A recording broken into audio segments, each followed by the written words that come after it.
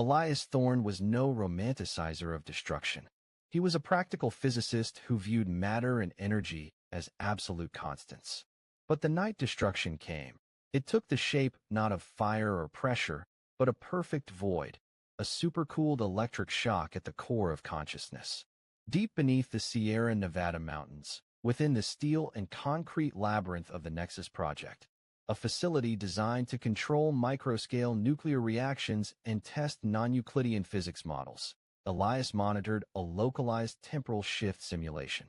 As he adjusted the oscillator, a geometric fissure appeared on the display screen, not light, but the complete absence of it, a narrow pinhole in the fabric of reality. The entity slipped through the rift, and Elias internally dubbed it the time corroder. It had no physical body, only a vibration that counter-reflected brainwaves. The first attack was not a physical wound, but a terrifying metaphysical experience. Elias felt billions of electric needles dragging his perception out of its causal chain. In that instant, he was not in physical pain. He was in the agony of existence. It felt like something grinding against his internal biological clock, leaving an unsoothable burning ache. He collapsed onto the cold metal floor, tasting metallic blood. When he woke, complete madness had not yet taken hold. He only remembered falling. 2 hours had passed. Elias immediately dismissed the supernatural nature of the event. He aggressively self-diagnosed an acute neurological episode due to excessive microradiation exposure, perhaps a complex seizure. His desk drawer swiftly transformed into a personal pharmacy. Adderall to maintain focus, diazepam for sleep, and various synthesized stimulants he concocted to try and reboot his nervous system. He desperately craved the continuity, the stability his mind seemed to have lost. That internal burning ache, that sense of a perpetually leaking hourglass, continued to torment him. The following morning, Elias met Anya Volkov. Anya was the newly assigned senior security specialist for the Nexus Project. Tall, composed, with dark hair and sharp eyes that seemed to cut right through his scientific veneer. They met at the access control area, and Elias clearly remembered the moment. He found himself instantly drawn to her professional chill. "Dr. Thorne," she said, her voice low, with a subtle Slavic resonance. "I'm Volkov. Hope I'm not disrupting any of your strange space-time models." Elias offered a strained laugh, his mind still feeling coated in chemical residue. "Just fundamental physics, Ms. Volkov. Welcome to the chaos." He held her gaze a second longer than necessary. There was something in her eyes, a complexity, an understanding he shouldn't see in a total stranger. He dismissed it, attributing it to a reflection of his own severe neurological disorder. This was their first meeting. Or, as Elias firmly believed, this should have been their first meeting. The first temporal jump arrived without warning, without sound, without piercing pain. He simply woke up. He was not in his messy, dark bachelor apartment near the facility. He woke in a brighter, larger flat, the air thick with the combined scents of coffee and freshly printed documents. His hand rested on a set of gray satin sheets he had never purchased. He looked around with silent, mounting terror. On the nightstand was a photograph. He and Anya Volkov, beaming, standing by the ocean. She was resting her head on his shoulder, and he was holding her hand, wearing a ring, not a wedding band, but certainly serious relationship jewelry. 3 full months were gone. 3 months since that initial encounter. Beside him, Anya slept, her hair mussed on the pillow. She looked utterly familiar, a familiarity steeped in contradiction. His body knew her contours, her rhythm, but Elias's conscious mind did not. He slid off the bed, his stomach knotting painfully. He found his phone and checked the call history. Innumerable calls labeled Anya, home, and technical documents bearing his signature as assistant chief engineer. He had lived, loved, worked, and argued. The entire chain of events was recorded in the material world, yet had been completely erased from his cognitive cache. He rushed into the bathroom, dry heaving bile and digested pills. When Anya woke, she saw the raw confusion, the sheer distortion, in his eyes. "Elias? What is it?"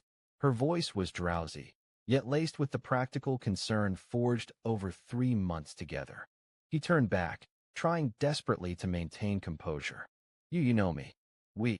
Oh God. She stood, wrapping a silk robe around herself. Are we doing this again? I told you, ever since the Nexus incident last week, you've been jumpier.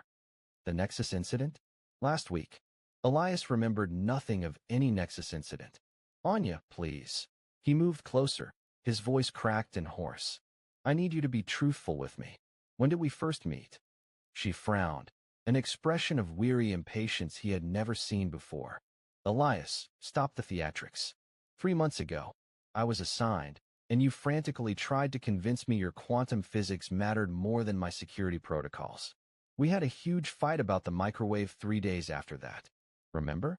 You burned the popcorn and blamed me. She remembered the popcorn. She remembered the arguments. She remembered the intimacy. But Elias remembered nothing. The horrifying truth struck him. This was not conventional amnesia. Amnesia was the brain failing to retrieve data. Here, the data had never been created in his awareness. The time corroder didn't erase memory. It erased his very causal relationship axis. It had violently severed one segment of time and seamlessly glued a replacement segment onto the head of the chain. He wasn't just a victim of memory loss. He was a stranger masquerading as her near husband. He stepped back, looking at Anya, his lover. He felt a strange affection, a fierce longing for the months he hadn't lived, a deep sadness for the unspoken arguments he had never participated in. He decided on absolute silence. To tell her the truth would not only terrify her, but risk unraveling the fragile operational stability of the Nexus project. Immediately, he began to document. He created a deeply encrypted file on his phone labeled error data. He began recording fragments. Anya knows about the microwave. We've been dating 3 months. I am assistant engineer. Elias Thorne, the man of rigorous science, was forced to become the archaeologist of his own life, digging up physical evidence of an existence he had never consciously experienced. This terrible insight came with a chilling certainty. If time could be stolen once, it would be stolen again, and the next price would be far steeper. The pain inflicted by the Time Eater was not merely a physical burn on his biological clock, but a continuous erosion of Elias's cognitive foundations. After the initial leap, he desperately sought to re-establish his causal chain. He relied on prescriptions, stimulants, and even crude, self-administered low-level shock therapy, all to anchor his mind to reality. Yet, this became his undoing. The sheer exertion, coupled with the relentless dread that he would wake up and everything he knew would vanish again, created a perfect psychic turbulence, turning him into an easier prey for the invisible entity's manipulation. This time, the jump wasn't a hazy confusion, but a hyper-real nightmare. It began with a deafening screech that resonated not in his ears, but in his spine, feeling like an airplane hurtling through a thin atmosphere. When the chaos subsided, Elias opened his eyes. He was no longer in the makeshift apartment with Anya of 3 months past. He stood in an unfamiliar, warm space, fragrant with freshly roasted coffee. He looked down. A gold wedding band, gleaming and cold, rested on his left ring finger. The shock stole his breath. He had lost 2 years, 24 months of his life, his love, his career, and the most pivotal decisions were stolen from his memory archive, leaving a terrifying, dark void. He turned around. The room was a lavish home office, complex technical blueprints spread across the desk. Personal documentation confirmed his new position, chief engineer of the core project, a title he would have needed at least 10 years of continuous, stable experience to achieve. Yet the heaviest blow wasn't the absurd promotion, but the gentle voice from the living room. Anya, the woman he had only just started dating in his own memory, called out, "Elias, you forgot breakfast again. Yarek wants to show Daddy his new spaceship." Yarek, his 2-year-old son. Elias walked out of the office, his legs trembling. Little Elias Thorne was sitting on the floor, his large, perfectly green eyes, the same shade as Anya's, looking up at him with utter love and trust. Yarek held up his toy ship and called, "Daddy, look." The agony was not sorrow, but causal obliteration. Elias felt an intense, undeniable, and instinctive love for this child, a love entirely lacking in any foundation of memory. He loved a child he had never seen born. He was a father who had missed every moment of fatherhood. This was the weight of irresistible responsibility. He had to protect this family, even if he was a stranger disguised as their husband and father. In the throes of sheer panic, Elias found the thing that saved him, an old, heavily encrypted technical notebook deep inside the office safe. It was the journal of Elias Thorne, future version, the man who had lived and experienced these 2 years. The journal was not a lamentation. It was a desperate instruction manual. Thorne, 2 years later, if you're reading this, you jumped again. You lived, you loved, you built. I did that for you. But now all of it is merely a burden you must carry. The Time Eater is using you as a bridge. It doesn't want to kill you. It wants to use your chaos to inject something into the core. The journal detailed the catastrophic temporal event, CTE. It was not a nuclear meltdown, but a structural collapse of the core project's spacetime matrix, projected to occur in less than a month. The event would not just obliterate the surrounding area, but create a non-physical singularity, shattering the entire proximate causal flow.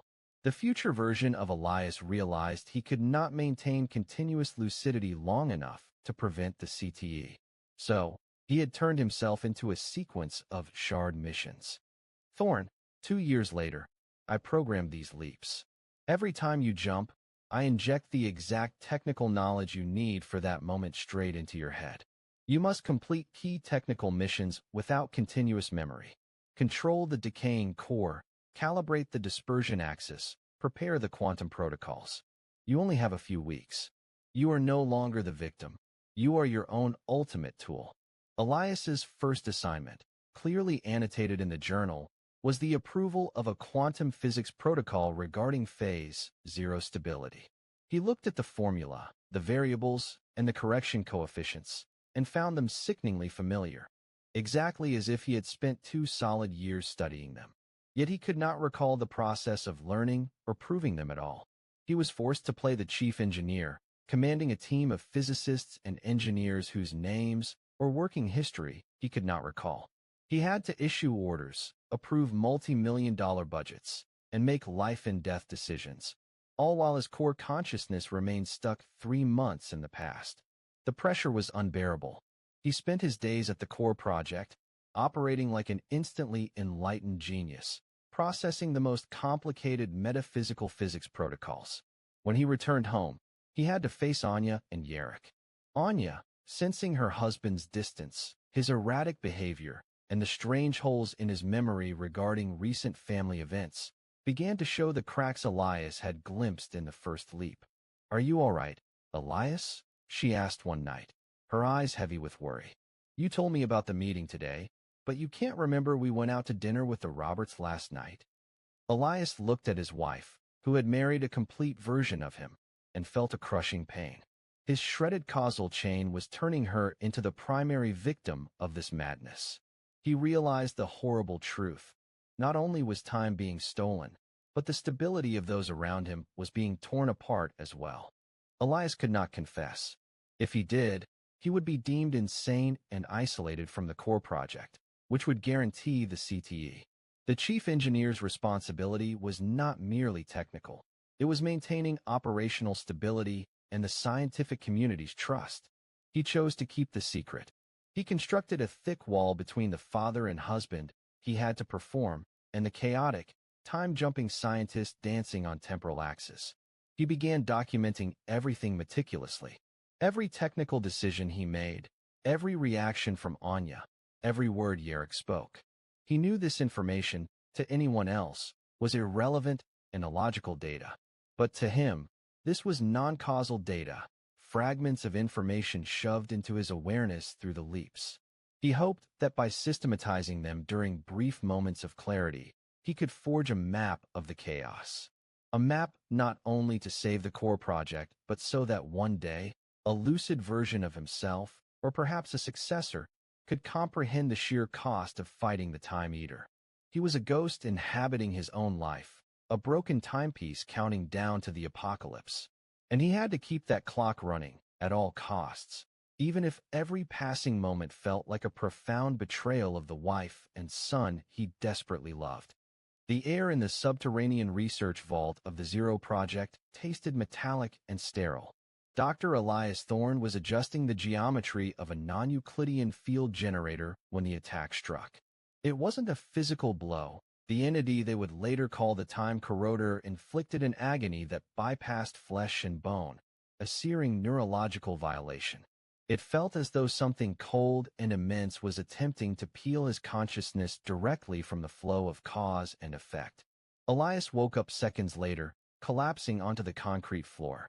His internal biological clock was screaming, a phantom burning sensation deep within his temporal lobe. He tried to rationalize it, reaching for high-dose stimulants and prescription sleep aids, convinced it was merely an acute neurological incident brought on by experimental physics. It was in this confused state that he first met Anya Volkov, the newly assigned security specialist. Elias noticed the complex ambiguity in her eyes, a look that was both strangely familiar and entirely alien. He was still trying to navigate the protocol paperwork when the temporal leap occurred. One moment, he was standing in the corridor, offering her a stale coffee. The next, he awoke in an unfamiliar apartment. 3 months had been brutally excised from his mind. Anya, previously a new acquaintance, was now a fractured lover sitting across from him, sipping tea, discussing a fight they'd supposedly had last week. 3 months of romance, shared work, and minor disagreements had vanished. He tried desperately to explain the terrifying void in his memory, but she only recalled their initial meeting 3 months ago. Elias began compiling frantic notes. The truth was haunting him. Not only had time been stolen, but his causal relationship axis had been shredded, leaving him a stranger in his own life. The desperation and failed attempts to regain control catalyzed the next, far more devastating temporal leap. Elias awoke to find 2 years had passed. In that lost interval, he had married Anya, become the chief engineer of the Zero Project, and was the father of a 2-year-old boy named Yarek. Unlike the previous loss, which was purely emotional, this jump was weighted with terrifying responsibility. Hidden beneath his desk, he found the diary of his future self, the version who had actually lived those 2 years. The entries warned of an imminent cataclysmic temporal event, CTE, threatening the annihilation of the Zero Project and the surrounding region within weeks. Elias realized he was not just a victim of the Time Corroder. He was being forced through a sequence of shard missions. His future self, stripped of the ability to communicate linearly, was puppeting his past self through these jumps, ensuring Elias performed the crucial engineering actions necessary without continuous memory. He was forced to assume the role of chief engineer, grappling with complex quantum protocols he didn't remember learning. The deepest pain was seeing Yarek call him dad, when in his mind, the boy hadn't even been conceived. He resolved to keep his condition a secret to protect the fragile stability of the Zero Project and his family. Following that first 2-year jump, Elias's timeline ceased to be a river and became a sequence of violent waterfalls. His conscious state was stretched and frayed until it began to break, turning him into a temporal puppet jerked by the strings of his own future. The jumps were no longer an inconvenience of lost social time. They became matters of life and death. Elias started manifesting in incredibly dangerous locations, places only the most experienced engineer would dare approach. One moment he might be discussing Jarek's schooling, and the next, he was standing in the decaying core laboratory, mere feet from the zero-point reactor, where radiation warnings were cycling into the red. The first jump in this accelerating chain lasted only 48 hours. He found himself wearing lead-lined gloves, staring at a critical error display on the harmonizing field stabilizer, HFS. He didn't remember how to activate the emergency protocol, but his fingers did. The muscle memory of the future Elias, the version who had lived and learned those 2 years, overwhelmed his present awareness. He was forced to execute a complex, 9-second sequence of remote adjustments, saving the core from a localized power surge. As the process completed, He was violently yanked from reality, reappearing on his family sofa, the TV remote on the floor, Yarrick asleep in his lap. He understood that the time corroder was growing stronger, or perhaps his future self was forced to intervene more frequently to compensate for the fast-approaching CTE. To combat this chaos, Elias began systematizing the sudden information flooding his mind, labeling it non-causal data. This wasn't memory in the traditional sense. It was complete technical knowledge without the learning process. It was akin to suddenly knowing the exact location of a loose wire deep in a sublevel basement he had never visited. For instance, one afternoon, he jumped into the lab with a blinding headache. He found himself facing a locked console. Instantly, he knew the emergency override code, a meaningless sequence, 19-3-85-11-2, and precisely that he needed to activate a quantum decohesion algorithm on the main computer. He performed the action mechanically, even though his current self had only been studying the foundational theory of that algorithm 2 years prior. To transmit these shard missions, Elias established a secret journaling system, leveraging every brief moment of lucidity. He used an encrypted interface stored on a dedicated hard drive, hidden behind a maintenance panel in the chief engineer's office. He called this archive the Chronos Manifests. These are instructions, not notes. Treat them as pieces of a shredded map. If I fail, someone must find them. He scribbled during one 10-minute jump. He recorded not just technical protocols, but emotional anchors. Anya hates purple orchids. Yarrick is allergic to peanuts. These were desperate attempts to ensure the next version of himself wasn't completely alien in his own home. The burden of living outside his own causal chain weighed heaviest on Anya. She wasn't a scientist, but she was an expert in human behavior. She saw the frightening changes in her husband. In a single week, Elias could be the newlywed husband, the 2 years ago version, romantic, recalling old inside jokes, and energized, the cold chief engineer, the version from a few days prior, focused, distant, and obsessed with security protocols, or the exhausted father, the current version, completely vacant, unable to recall what he ate for dinner, yet possessed of uncanny knowledge about the Zero Project's minutiae. One evening, Elias awoke to find Anya sitting in the dark, a glass of wine in her hand. "Where did you go this time, Elias?" she asked, her voice weary, devoid of anger. He didn't know how to answer. He had just completed a 3-hour jump during which he'd carried out an underground liquid helium pressure check. I was re-verifying data on the decaying core." "No, Elias.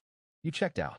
Yesterday, when Yarrick was telling you about his little dinosaur, you were there, and then you weren't. You looked at him, but your eyes were empty.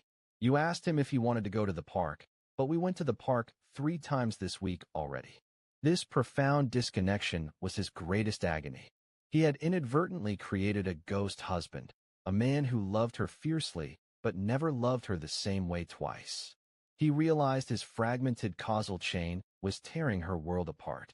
He was the storm, and she was the tree trying to withstand it. Elias longed to confess, to beg for help. But he remembered the mission. The CTE was closing in. If he confessed, he would be hospitalized. The Zero Project would not be saved, and everything, including Anya and Yarrick, would be consumed by the disaster. He forced himself to maintain the secret. He held Anya tight, feeling the fragility of their relationship. "I'm fine, Anya. Just the weight of the job," he lied. But he knew the truth. The job wasn't weighing on him. Time was corroding him. He was a drifting fragment, forced to execute actions he didn't understand, at the cost of the stability of everything he held dear. The jump frequency spiraled, signaling that the decisive moment of the CTE and the final dissolution of his consciousness was near. The temporal jumps shortened to minutes, causing Elias to flicker in and out of existence in a horrifying maelstrom. He knew the collapse of his consciousness was imminent. In a final, prescient jump, he found himself withered and ragged, standing amidst a sealed, desolate, and abandoned Zero Project. The cataclysmic temporal event had occurred, but it hadn't destroyed reality entirely. It had only destroyed his career and his life. There, he encountered his grandson, Cale Thorne, a young man attempting to decipher the secrets of the ruins. Cale was Jarek's son, raised in the shadow of his grandfather's madness and mystery. With the last few seconds of his lucidity, Elias transferred the entire mission, gather and decrypt all the scattered, chaotic non-causal data he had recorded throughout his fractured life. Elias realized Cale was the logical key to solve the illogical temporal mess he had created. Immediately after transferring the final message, Elias vanished, dissolving back into the timeline. Many years later, Elias reappeared at a moment of greater causal stability, though his physical body was on the brink of collapse. He met the now-grown Cale, who had become a time physicist specializing in deciphering his grandfather's data. Cale confirmed that the time corroder was a low-level parasite, easily driven off if the host's causal stability was either too high or too chaotic. Cale utilized a finely tuned device, the memory dispersion shock, to deliver a super-strong electrical shock designed to make Elias's entire conscious system indigestible to the parasite. The process was the culmination of unbearable pain. The corroder was expelled, shattering into quantum energy. Simultaneously, all of Elias's chaotic memory fragments merged into a single, complete, continuous flow. He experienced, seamlessly and simultaneously, the greatest moments of his lost life, Jarek's birth, profound love for Anya, and the most horrific tragedies, the mission failure, Anya's ultimate, agonizing death in the CTE. He snapped awake, younger, standing exactly at the moment after the attack in the core, the point just before he had met Anya. The time corroder, sensing the powerful causal stability, because Elias had now incorporated the entire timeline, turned and fled. Just then, his phone rang. It was Anya, calling to confirm her first shift at the Zero Project. Elias now held the full knowledge of the painful future, the tragedy, and the precise cost required to save the project. He lifted the phone, a complex, resilient smile crossing his face, accepting the entire, heroic causal chain. The attack occurred deep within the core project, an echoing cavern dedicated to subsurface Euclidean physics, and it was unlike any physical wound. Dr. Elias Thorne was not torn or bloodied. Instead, a searing agony lanced through his skull, a sensation of something viscous and temporal attempting to drag his awareness out of the stream of time. The entity, later understood only as the time corroder, achieved its goal with brutal efficiency. When Elias finally clawed his way back to consciousness, a persistent, horrible burning radiated from his internal biological clock. He dismissed it as acute neurological trauma, immediately resorting to prescribed stimulants and sedatives in a desperate attempt to self-medicate and regain control. It was during this initial recovery period that he first met Anya Volkov, the newly assigned security specialist. Elias noticed the complex expression in her eyes, a strange mix of familiarity and caution. But before he could analyze that familiarity, he experienced his first temporal leap. He woke up in an unfamiliar apartment, finding himself 3 months into a cohabiting relationship with Anya. The entire span of their courtship, their arguments, their shared work, had been excised from his memory, stolen by the corroder. Anya, previously a new acquaintance, was now a partner with existing emotional fissures.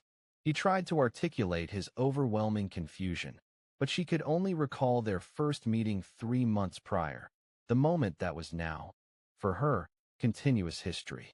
Elias began obsessively documenting these fractured events, tormented by the truth. Not only was time being stolen, but his entire causal nexus had been shredded, rendering him a stranger in his own life.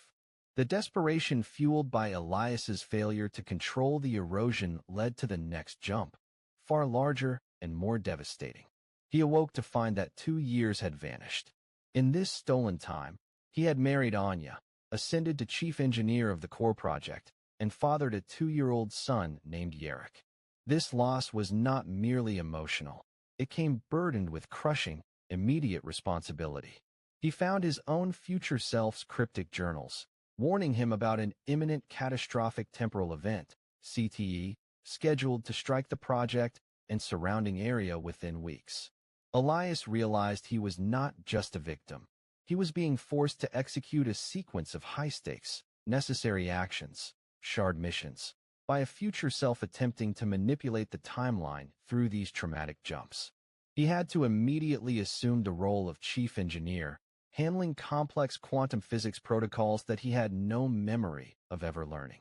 The deepest agony was seeing Yarrick call him Papa, while Elias's last continuous memory was of the child not yet conceived. He resolved to conceal his temporal instability to protect the fragile existence of the core project and his family. Elias's condition rapidly reached critical instability. The temporal jumps no longer spanned years or months, but days, then hours. He would materialize suddenly in the highest risk zones of the facility, the decay core lab, vacuum chambers, or dangerous data processing centers. He was forced to make instantaneous, hyper-precise technical decisions to prevent minor incidents from escalating into the CTE. One moment he was at a family dinner. The next he was required to override a crucial chain reaction within 10 seconds.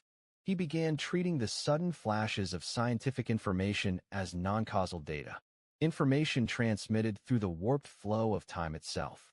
He established a clandestine logging system, utilizing the brief moments of stability to systematize this data, hoping a future version of himself, or perhaps someone else, might decipher it.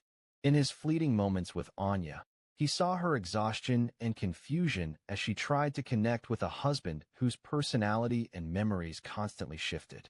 He knew his shattered causal chain was destroying her, but he couldn't stop, weighted down by the desperate duty to save the core project. The horror Elias felt was no longer the fear of physical death, but the terror of cognitive extinction. His causal chain was no longer a river interrupted. It was a sequence of blinking light particles, appearing and disappearing in a chaotic maelstrom. The time jumps accelerated terrifyingly, from minutes to seconds, then milliseconds. He found himself in the decay core, his hand twisting a pressure valve, only to immediately find himself standing on the project rooftop staring at the night sky. He could no longer distinguish which action belonged to which version of himself. His nervous system screamed under the deluge of contradictory information and technical commands demanding absolute precision. His body convulsed, his eyes bloodshot from processing enormous quantities of non-causal data in moments too brief even to breathe. Elias knew cognitive dissolution was imminent. He was merely a raw will, clinging to the thread of responsibility. He had done his best to mitigate the CTE according to equations he couldn't recall writing. Yet every effort seemed only to slow, not stop, the disaster. In one agonizing instant, as he attempted to activate the Omega radiation block protocol, an extreme seizure racked his spine. This jump did not lead to an immediate mission point. It was a prophetic leap, a final, despairing journey into the ruined future. He did not appear, he fell. When his vision cleared, Elias found himself standing on cold metal flooring. The core project was not ash, but it was sealed. The entire facility was a monumental ruin, abandoned in haste. Dust coated the deactivated control panels, cobwebs draped the former power centers, and the scent of damp decay replaced the familiar charged ozone. The catastrophic temporal event had occurred, but it wasn't a world-ending explosion. It was a causal collapse, a silent catastrophe that had destroyed careers, lives, and the people he loved. He saw a massive fissure in the decay core wall, not a crack from physical force, but a faint, shimmering tear in the space-time continuum. He touched his face. His skin was withered, his hair white and sparse, his hands bony and trembling. He did not remember how he had aged, but he had clearly survived years of this madness, a broken, surviving version of Elias Thorne. A faint noise echoed from the sealed central data area. Elias struggled to focus, weaving through the debris. He spotted a figure, a teenager, perhaps 17, tall and thin, hunched over an old circuit board, the light from his headlamp catching the torn elbow of his jacket. A massive wave of non-causal data washed over Elias. He didn't need to ask who he was. Kale, Elias rasped, his voice raw from years of disuse. The teenager spun around, shining the lamp directly into Elias's eyes. The boy's cautious, sharp gaze tore through Elias. Those eyes were Anya's, but possessed the focused, sharp logic of Yarrick. "Who are you?" Cale demanded, not backing down despite his obvious fear. "This area is restricted." Elias stumbled closer. He realized what Cale was doing. The boy was trying to read the encoded data fragments that he, during his frantic jumps, had desperately inscribed on every viable surface. Cale was trying to piece together the remains of a man considered a mad scientist. "I am your grandfather," Elias said, swallowing the intense, gut-wrenching pain that was tearing his consciousness apart. "I am Elias Thorne. I don't have much time. Listen closely." Cale, stunned by the declaration, lowered the lamp. The name Elias Thorne was a tragic, whispered myth in his family, the shadow of madness that had haunted his father, Yarrick's, childhood. Elias knew this was his last chance for his causal chain to matter. He poured all his remaining will, all the illogical experience he had accumulated, into his final words. "All the data, what they call my chaos texts, the computer logs, the handwritten equations, they are non-causal data," Elias instructed. "They possess no order in linear time, but they hold the solution." Elias pointed to the broken control board Cale was examining. "I failed, Cale. I tried to pilot the timeline while suffering from amnesia, executing technical missions to prevent the CTE. I succeeded in reducing its scale, but I couldn't stop it. I paid for it with my life and Anya's." Cale stiffened. He knew his grandmother had died during this facility's sealing event, but no one knew the details. "You are the key, Cale," Elias continued, coughing violently. He understood why this final jump occurred. The time corroder was ejecting him, but the chaotic timeline had thrown him exactly where he needed to be. "You have the ability to see logic in the illogical. I used my distorted intuition to write the solution, but I need a stable mind to encode it." Elias briefly transmitted the corroder's nature, a low-level parasite that couldn't be killed by force, only expelled by absolute causal stability or absolute chaos. He explained the final quantum equation he had abandoned before the CTE, an equation that needed completion to create a memory-scattering nucleus, a device capable of stabilizing a host's temporal flow. "Find the decay core again, Cale. Decipher the data and complete my work. This is the only legacy I can leave you and your father," Elias urged, his vision blurring, the physical details of the core project flickering, like a radiation fading out. The energy of the jump was depleted. Elias felt a powerful tug, not from his body, but from time itself. He saw Cale one last time, seeing the commitment and the fear in the boy's eyes. "It will return," Elias whispered just before vanishing completely. "It will seek out my original version. You must help me fight, from the future." And then, Dr. Elias Thorne, the host of Chaos, the man who had lived 1,000 shattered lives, disappeared. He left no trace, only a faint quantum heat wave in the air and the absolute silence of the abandoned ruins. Cale Thorne stood alone, gripping his lamp, staring at the spot where his grandfather had stood moments before. He was no longer a curious teenager. He was the successor, bearing the full weight of the non-causal knowledge a madman had created. He had received his mission, and he had no choice but to accept it. Many years later, Elias appeared again in a more stable causal moment, though his body was in physical collapse. He met the now-adult Cale, his grandson, who had become a dedicated temporal physicist specializing in deciphering his grandfather's data.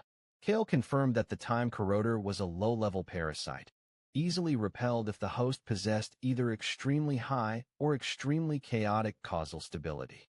Cale employed the refined memory-scattering nucleus to deliver a supercharged temporal shock therapy, rendering Elias's cognitive system indigestible to the parasite. The process was an agonizing peak. The corroder was violently expelled, shattering into quantum energy. Simultaneously, all of Elias's chaotic memory fragments merged into one continuous, complete flow. He seamlessly and simultaneously experienced the moments of deepest joy, the birth of Yarek, the profound love for Anya, and the most horrific tragedies, the mission failure, Anya's sorrowful death during the CTE. He awoke, physically younger, standing precisely in the moment following the initial attack in the lab, the moment before he would meet Anya. The time corroder, sensing the powerful causal stability, as Elias now contained the entirety of his timeline, veered away. At that exact moment, his phone rang. It was Anya, calling to confirm her first shift assignment at the core project. Elias now possessed the full weight of the agonizing future, the tragedy, and the price required to save the project. He picked up the phone, offering a complex, resilient smile, and embraced the entirety of his heroic, tragic causal chain.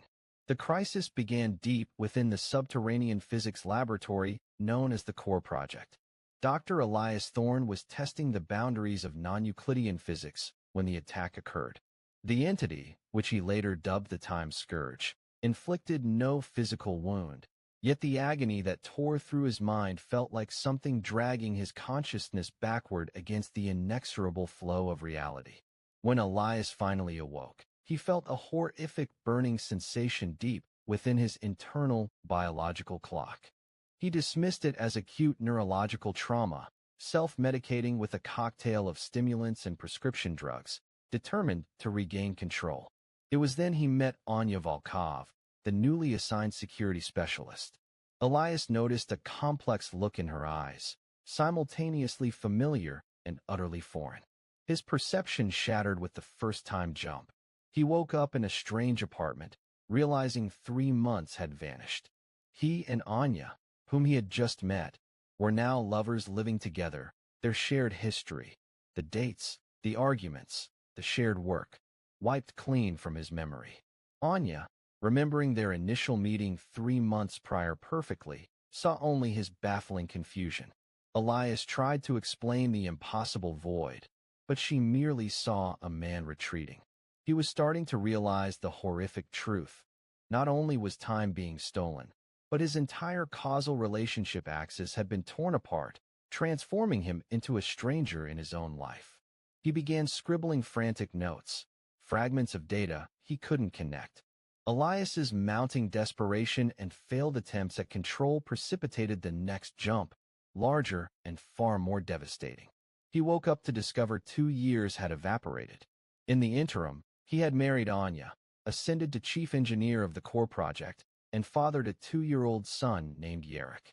Unlike the mere emotional pain of the previous loss, this temporal theft arrived burdened with terrifying responsibility. He found a journal entry, scrawled by the version of himself who had lived those 2 years, warning of an imminent catastrophic temporal event, CT, weeks away, a disaster threatening to obliterate the core project and the surrounding region. Elias realized he was not merely the Time Scourge's victim. He was being forced through a sequence of pre-programmed shard missions. His future self had leveraged these temporal skips to mandate crucial technical actions without the continuity of memory. He was now the chief engineer, forced to interact with complex quantum physics protocols he didn't remember ever studying. The greatest anguish was watching Yarek call him Papa, when Elias's last continuous memory was of the boy's conception. He made a devastating decision. He would keep his condition secret, protecting the fragile stability of the core project and his family, even at the cost of his sanity. Elias's situation accelerated into mortal peril. The time jumps were no longer years or months, but days, then hours. He began appearing spontaneously in high-risk zones, the core decay laboratory, vacuum chambers, or dangerous data processing centers. He was forced to make instantaneous, hyper-accurate engineering decisions to prevent minor incidents from escalating into the catastrophic temporal event. He might transition from a quiet family dinner straight into having 10 seconds to abort a critical chain reaction. He started treating the technical information and sudden scientific insights he possessed as non-causal data, information transmitted outside the conventional flow of distorted time. He established a clandestine system of note-taking, utilizing his brief moments of lucidity to systematize this data, hoping a future version of himself, or perhaps someone else, might decrypt it. In the rare, stolen moments with Anya, he saw her exhaustion and confusion as she tried to connect with a husband whose personality and knowledge base constantly shifted. He understood that his collapsing causal chain was destroying her, but he could not stop, bound by the terrible necessity of saving the core project. The temporal jumps shortened to mere minutes, leaving Elias in a terrifying, continuous blur of appearing and disappearing. He knew the final breakdown of his cognition was imminent. In one final, highly prophetic jump, he found himself ancient, tattered, standing amidst a ruined, abandoned, and heavily quarantined core project. The catastrophic temporal event had occurred, but it hadn't destroyed reality entirely, only his life and career. There, he encountered his grandson, Elias Thorne, a teenager determined to unravel the secrets of the facility. Kale was Jarek's son, raised in the shadow of his grandfather's madness and mystery. With the last dregs of his clarity, Elias transferred the full weight of the mission: collect and decipher all the chaotic, scattered data, the non-causal data, he had generated throughout his fragmented life. Elias realized Kale was the logical key needed to resolve the illogical chaos Elias had created. Immediately upon completing the transfer, Elias dematerialized, dissolving back into the temporal current. Hashtag 5.1 The reunion in the ruin. Elias Thorne reappeared, not with a sudden jump, but with an agonizing materialization. He struggled forth from a puddle of shimmering light on the cracked concrete floor of the core project's facility, a section that had been sealed for nearly 2 decades. His body was gaunt, pallid skin stretched over bone, his eyes holding the infinite horror of having lived and died thousands of lives in a single moment. He was no longer the man in his prime, but an exhausted phantom, bearing both the weight of old age and the fragility of a youth spent fighting time. Standing opposite him was Elias Thorne, no longer a teenager, but a sharp, young physicist with closely cropped hair and eyes filled with understanding. Elias wore a white hazardous materials suit, standing amidst a control center stripped bare of its technology. The grandson knelt, steadying his collapsing grandfather. "You're back," Elias said, his voice calm, as if he had been expecting this moment forever. "You are at a point of relative stability now, a pause in the causal storm. Your body has reached a saturation threshold of chaos." Elias struggled to form words. "Kale, the data. I decrypted it," Kale confirmed. "All the non-causal data. Your notes were a masterpiece of controlled madness, a roadmap of distorted time." Kale explained that the time scourge was not a god or a supernatural entity, but a microquantum parasite. It hunted causal imbalance, feeding on the emotional and logical gaps created by the temporal leaps. It cannot exist in a state of hyperstability, where everything conforms to logic. But crucially, it also cannot exist in a state of absolute chaos, where reality means nothing. It needs the host to be in a state of just enough instability to slowly drain the temporal flow. Hashtag 5.2 Preparing for the hypercausal shock. Kale pointed to a device dominating the center of the room, a piece of scientific architecture cobbled together from the core project's salvaged scrap metal, connected to brilliant, sputtering plasma conduits. This was the memory dissipation heart, a device designed to force the host into a state of undigestible chaos. "We are going to perform a hyperstrong shock therapy. We will force all your memories, from the moment of the initial attack until this very second, to unify instantly. Your entire causal chain, however fragmented, will be forced to connect.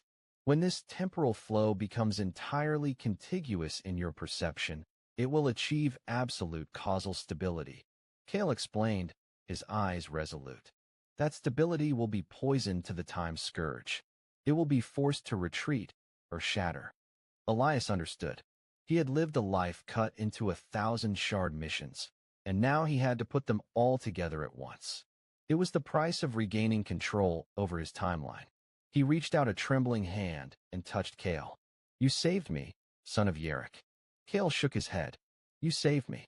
You passed on the tools for us to fight. Lie down, Elias. This will be the peak pain a living being can endure. Elias lay upon the cold metal table. He felt the electrodes placed upon his head and chest. He closed his eyes, bracing for the final mental annihilation. Hashtag 5.3 The climactic unification. Kale activated the device. A deep, cold, yet ferocious quantum current of blue electricity tore through the air.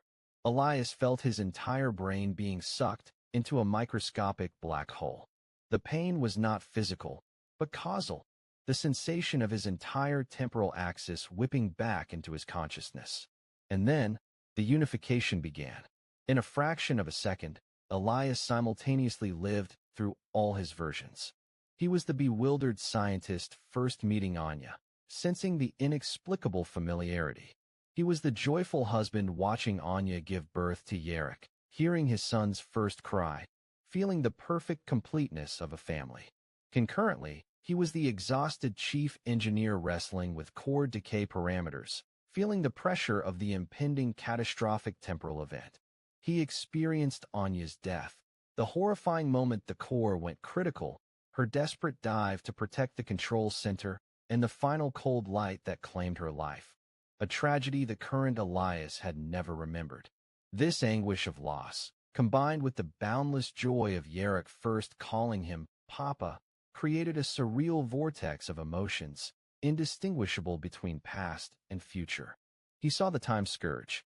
It was a pure geometric shadow, a vacuum latched onto his nervous system, attempting to resist the stability. As all the meticulously recorded non-causal data was logically processed and synthesized into a single, powerful stream of consciousness, the parasite shrieked, a silent moan of physics denied. The causal stability was too great. It could not maintain its structure. The time scourge was ripped from its host, fragmenting into billions of harmless quantum energy particles, vanishing into the flow of time. Elias gasped. He felt a terrifying silence in his mind, a silence that had been replaced by decades of chaos. The temporal chain was whole. He was one man, containing the memories of a life lived, loved, failed, and fought, all compressed into a singular entity. He had become the causal omnipresent. Hashtag 5.4 The rebuilding of the start. Elias opened his eyes, but saw neither Kale nor the ruined control center. He found himself standing on a desolate patch of ground, surrounded by dust and the scorching heat of the desert. He wore his initial lab coat, completely unscathed, and he felt strangely young. He touched his head. The initial brain-searing pain was gone, replaced only by the metaphysical scar of newly uploaded knowledge.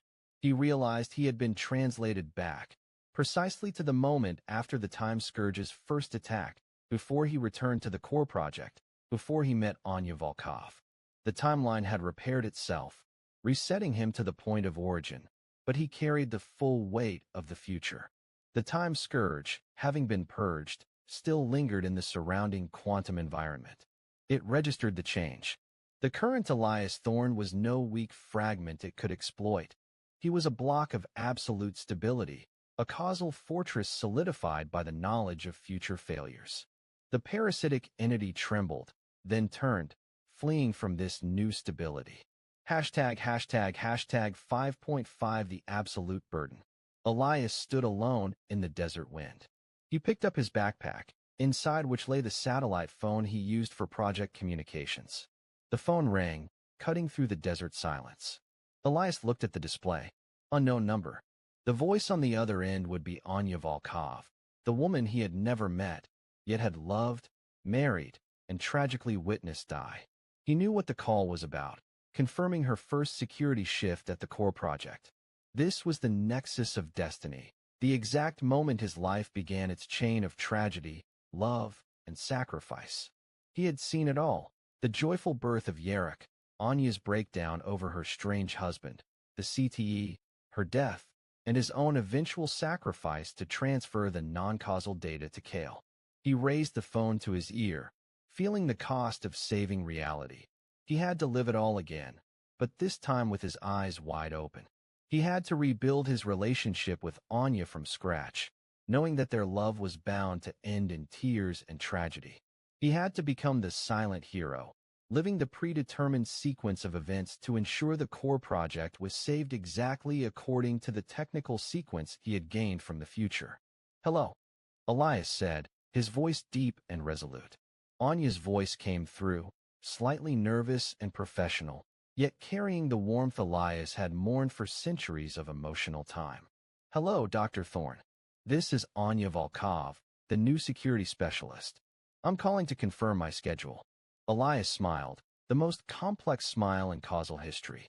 It was the smile of accepted suffering, of eternal love shackled to tragedy. "Hello, Ms. Volkov," Elias replied. "It's a pleasure to meet you. I'm heading back to the facility right now. We have a lot of work ahead of us." Elias hung up. The tragic causal chain had begun again, but this time, he was ready.